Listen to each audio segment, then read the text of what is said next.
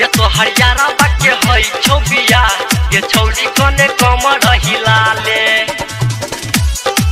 ये तो हरियाणा बाके हई छौबिया ये छौरी कने कमर हिलाले ये तो हरियाणा बाके हई छौबिया ये छौरी कने कमर हिलाले। माँ वैष्णवी फिल्म्स की प्रस्तुति। ये तो हरियाणा बाके हई छौबिया ये छौरी कने कमर हिलाले ये तो हरियाणा बाके हई छौबिया ये छौरी कने कमर हिलाले।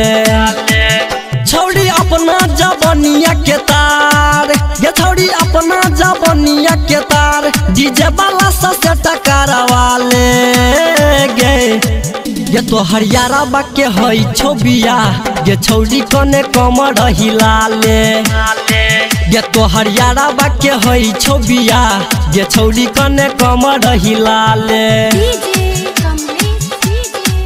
ये तो हरियाणा बाके हई छौबिया ये छौरी कने कमर हिलाले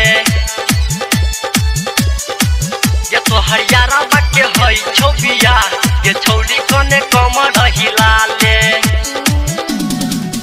माजा दे तो बेस गे तोरा फिट कॉल टाका गे मिल तौने मरद गे छौरी डीजे वाला जका गे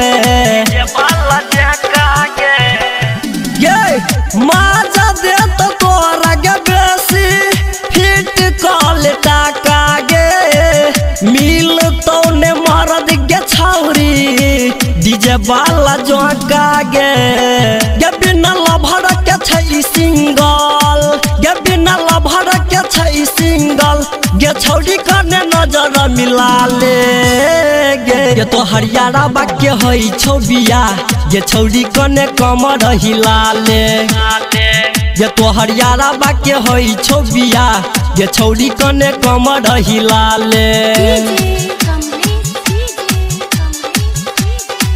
ये तो हरियाणा बाके हई छौबिया ये छौरी कने कमर हिलाले। माँ वैष्णवी फिल्म्स की प्रस्तुति। लागै छ मस्त गे छौरी ई हो नै कम छै पता देख देखहि गे गोरकी केकरा में दम छै गे लागै छ मस्त गे छौरी ई हो नै कम छै पता देख देखहि गे छौरी केकरा में दम छै गे कहो डीजे सुशील सिंगर शंकर गे कहो डीजे कमलेश सिंगर शंकर गे छौरी कने नजर मिलाले गे तो हरियाणा बाके हई छौबिया ये छौरी कने कमर हिलाले ये तो हरियाणा बाके हई छौबिया ये छौरी कने कमर हिलाले।